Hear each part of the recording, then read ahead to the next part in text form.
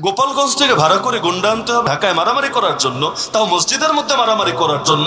আরে মারামারি যদি করতে এতই মনে চায়, পুরান ঢাকায় যান, সদরঘাটে যান, মারামারির স্পট কি কম আছে? বেশি এসকো থাকলে ব্রাহ্মণবাড়িয়ায় চলে যান, আরো বেশি এসকো থাকলে নরসিংদীর চরে গিয়ে হাজির হন, টেডা নিয়ে যান, ওইখানে লড়াইয়ের জন্য মানুষ প্রস্তুত আছে। কত এসকো আছে গোপালীদের, তারা গিয়ে সেখানে এসকো ঝাড়তে থাকুক না। আল্লাহর ঘর যেখানে চিৎকার চেঁচামেচি করাও কেয়ামতের আলামত, হাদিসে আছে। মসজিদের মধ্যে জোরে জোরে কথাবার্তা বলা, যেমন অনেক কথিত সভাপতি বলে, অনেক কথিত সেক্রেটারি বলে, অনেক কথিত পার্টি নেতা বলে, কিছু কিছু এলাকার অবুজ মুরব্বী টাইপের জোয়ান টাইপের লোকেরা পর্যন্ত বলে। তো মসজিদে এসে এভাবে হাউকাউ করা, এটা কিয়ামতের আলামত। সেখানে মসজিদে চেয়ার ছোড়াছুড়ি করা, মসজিদের মধ্যে জুতার বাক্স দিয়ে মারপিট করা, মসজিদের কাজ পর্যন্ত ভেঙে ফেলা, আল্লাহর ঘরকে মারামারি করে রক্তের জায়গায় পরিণত করা, এর চাইতে বড় জাহেলিয়াত কি হতে পারে? আর এই কাজ যদি কাফের করে তাও মনে একটা সান্ত্বনা থাকে, কিন্তু মুসলমানে দাড়িওয়ালায় নামাজিতে যদি এমন কাজ হয়, এর চাইতে বড় আফসোসের বিষয় কি হতে পারে? হ্যাঁ, তাও যদি দিন রক্ষার জন্য হয়, যে কাফেররা এসেছে, নাস্তিকরা এসেছে, মসজিদ ভাঙবে বলে আমরা গিয়েছি, ওদেরকে মেরে হলেও আল্লাহর ঘরকে হেফাজত করতে হবে। তাহলে যদি রক্তের সাগরও বয়ে যায় মসজিদে, আলহামদুলিল্লাহ সুম্মা আলহামদুলিল্লাহ, গর্বের বিষয় বটে। কিন্তু কি নিয়ে লড়াই? কে খতিব হবে, কে খতিব হবে, কে নিজের গতি ধরে রাখবে? আরে খতিব হলে কি হবে? কয় পয়সা বেতন তোমার কপালে জুটবে, পয়সাটা এসব বিষয় না, কিন্তু নাম হবে, সুনাম হবে, সুখ্যাতি হবে, গোটা জাতি বলবে উনি জাতীয় মসজিদের খতিব। এটা ছাড়া আর কি ভিন্ন ব্যাখ্যা দাঁড়াতে পারে? জিন্দগিতে আপনি ভিন্ন কোনো ব্যাখ্যা এনে এখানে দেখাতেই পারবেন না। একমাত্র ব্যাখ্যা এটাই হতে পারে যে তার একটা পদ লাগবে। পদ কি কম আছে? আল্লাহ এমন ব্যক্তির পুত্র বানিয়েছে, আরে যার পুত্র হওয়া কি দূরের কথা, যার জীবনে একবার যারা দেখেছে তারা পর্যন্ত গর্ব করে। ফরিদপুর যান, গোপালগঞ্জ যান, ওখানকার স্থানীয় মানুষরা পর্যন্ত গর্ব করে। আলহামদুলিল্লাহ, শামসুল হক ফরিদপুরের এলাকার লোক আল্লাহ তৌফিক দিয়েছে। তো এরকম মানুষের পুত্রই যদি কেউ হয়, জিন্দগিতে আর কিছু লাগে? আবার আল হাইয়াতুল উলিয়ার মতো বোর্ডের যদি দায়িত্বপ্রাপ্ত হয়, আর কি লাগে? তো পদের তো কমতি নাই, লেকিন এই পদটাই লাগবে। নাউযুবিল্লাহি মিন যালিক। তার জন্য সাদা দাড়িরেও কালো বানিয়ে আসতে হবে। জায়েজ না? না জায়েজ? জানেন না সবাই? দাড়িতে লাল মেহেন্দি লাগাতে পারবেন, এটা সুন্নাত, কিন্তু সাদারে কালা বানাবেন কি লেগা? মানুষকে বোঝানোর জন্য আমি জুয়ান, আমি বুড়া না। কেন? বিয়ের আরেকটা করার ইচ্ছা? আরে এমনই তো বিষয়টা, এটা তো স্পষ্ট নিষেধ। বুড়া মানুষ কিছুতেই কালো কলপ লাগাতে পারবে না। কষ্ট নিয়েন না। এতে যদি বুড়া বয়সে কচি একটা বিয়া করেন তাও পারবেন না। হারাম তো হারামি, না জায়েজ তো না জায়েজই। তো সেখানে সাধারণ মানুষ করলেই জায়েজ না, হুজুর মানুষ করলে তো জায়েজ। কে জায়েজ না জায়েজ? জায়েজ না জায়েজ? নিঃসন্দেহে না জায়েজ। গোপালগঞ্জ থেকে ভাড়া করে গুন্ডা আনতে হবে ঢাকায় মারামারি করার জন্য, তাও মসজিদের মধ্যে মারামারি করার জন্য। আরে মারামারি যদি করতে এতই মনে চায়, পুরান ঢাকায় যান, সদরঘাটে যান, মারামারির স্পট কি কম আছে? বেশি এসকো থাকলে ব্রাহ্মণবাড়িয়ায় চলে যান, আরো বেশি এসকো থাকলে নরসিংদীর চরে গিয়ে হাজির হন, টেডা নিয়ে যান, ওইখানে লড়াইয়ের জন্য মানুষ প্রস্তুত আছে। কত এসকো আছে গোপালীদের, তারা গিয়ে সেখানে এসকো ঝাড়তে থাকুক না। গোপালী বলে না, দুষ্টুমি করে আর কি, গোপালী আন্দোলন পর্যন্ত করে, নেত্রীকে ফেরত চাই, রামদা নিয়ে বের হয়ে গিয়েছে, আর্মির গাড়িতে পর্যন্ত আগুন ধরিয়ে দিয়েছে। নেত্রীকে ফিরিয়ে আনতে হবে যে কোনো মূল্যে বাংলার মাটিতে। আমাদের মধুপুরের পীর সাহেব হুজুর, আল্লাহ হুজুরকে নেখায়াত দান করুন, হুজুর বাইতুল মোকাররমের সামনে বয়ানের মধ্যে স্পষ্ট বলেছেন, হারে গোপালীরা আমরাও চাই, তোদের দাবির সাথে একমত আছি, কোন রকম দেখ আন্দোলন করে নেত্রী আবার ফিরিয়ে আনতে পারিস নাকি? কারণ নেত্রী যদি চট করে খালি ঢুকে পড়ে, আমাদের ভেতরে ফট করে জ্বলে উঠবে ইনশাআল্লাহ। তাহলে এই যে মারামারিটা হলো, বিশাল একটা ট্র্যাজেডি হলো।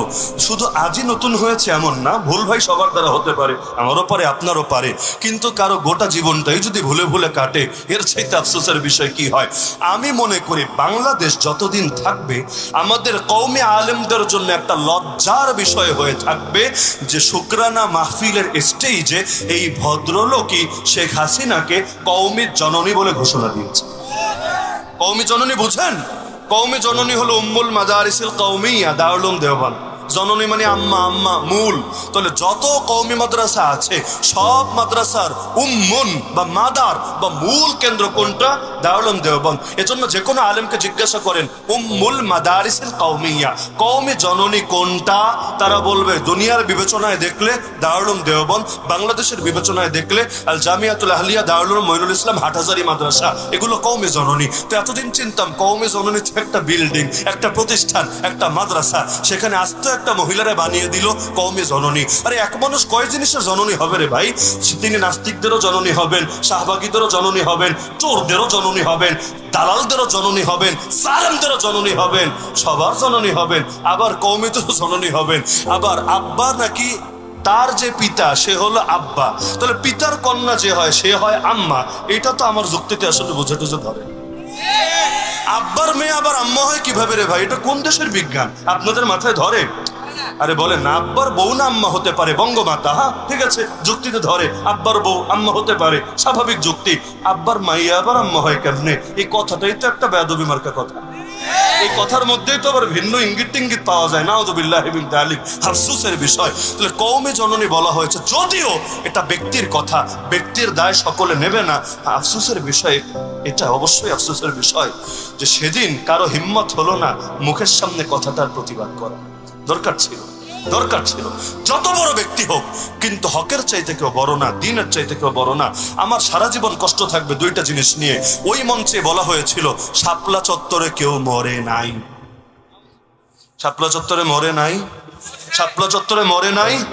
যদি ওরা বলতেই চায় মরে নাই, আমি মনে করি ওদের সব কয়টারে মেরে কবরস্থ যেদিন করা হবে সেদিনও জাতি বলবে না কিছুই হয় নাই, সব স্বাভাবিকই আছে। আর রং মেয়ে একটু মাটির নিচে শুয়ে পড়েছে। সমান সমান সমান সমান, পেলে সবাই পাবে, না পেলে কেউ পাবে না। শাপলা চত্বরে যদি কেউ না মরে থাকে, তোরাও কেউ মরিস নাই, তোরাও সবাই স্বাভাবিক আছিস। একেবারে কালামানিক থেকে শুরু করে দরবেশ সব স্বাভাবিক আছে, কারো জিনিসপাতিও ফাটে নাই, কাউরে ধৈরা জেলখানেও ঢুকানো হয় নাই, সবাই সুস্থ স্বাভাবিক বহাল তবিয়াতে আছে। এই কথারও প্রতিবাদ হয় নাই, কওমে জননীর প্রতিবাদ হয় নাই। কওমে জননী দাবি করার পরে তারপর নির্বাচনের জন্য মনোনয়নের চেষ্টা করেছে, এমপি হবে এমপি, কিন্তু নজর ভালো পড়ে নাই, এমপি দিতে রাজি হয় নাই।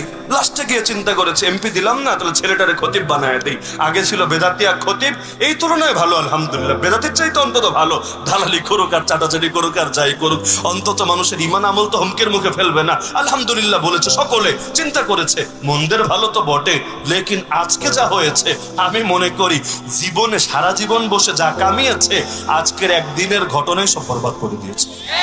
তাহলে এগুলো তো গোটা জাতির জন্য কলঙ্ক বটে। যদিও বারবার বলছি ব্যক্তির দায় সকলের উপরে কখনোই দেওয়া উচিত না। কেউ যদি আমাদেরকে বলে তোমরা কওমিরা কওমে জননী বলেছ, আমরা মুখের উপর প্রতিবাদ করি, আরে পাগল, যেদিনের আন্দোলন যেদিনের অনুষ্ঠান সেদিনে তো আমাদের বড়রা প্রতিবাদ করেছে। ওই অনুষ্ঠানে আল্লামা বাবুনগরী উপস্থিত ছিল না, প্রকাশ্যে প্রত্যাখ্যান করেছে। আল্লামা মামুনুল হক উপস্থিত ছিল না, প্রকাশ্যে তারা ঘৃণা ভরে প্রত্যাখ্যান করেছে। কত নাম বলবো আপনাকে, হাতে গোনা 2-4 জন বাদ দিলে কেউই ছিল না, তেমন কেউই ছিল না। কিসের জন্য ছিল না? ভালো কিছু হলে তো আগে আগে থাকার কথা, সবার সামনে থাকার কথা। আল্লামা বাবুনগরী হেফাজতের মহাসচিব বাদ দিয়ে আবার অনুষ্ঠান হয় কিভাবে? যেখানে সুস্থ আছে, জিন্দা আছে, তার মানে সেটা সকলের ছিল না। তো ব্যক্তির দায় সকলের দেওয়া উচিত না, কিন্তু এই যে বারবার বারবার বারবার এরকম কলঙ্ক আসে কিসের জন্য? পয়সার লোভে না, নারীর লোভেও না, বরঞ্চ হুব্বে যা, খ্যাতির লোভে, পদের লোভে, পদবীর লোভে। খ্যাতির লোভ এমন জিনিস, এর জন্য মানুষ চাটতে চাটতে জিহ্বাও ছুলে ফেলতে পারে। খ্যাতির লোভ থেকে বাঁচা লাগবে নাকি লাগবে না? আরে লাগবে নাকি লাগবে না? খ্যাতির লোভ থেকে যদি বাঁচতে না পারেন, যেই লাইনে কাজ করবেন ওই লাইনে বরবাদ হবেন। পৃথিবীর অধিকাংশ মানুষ এই রোগে আক্রান্ত।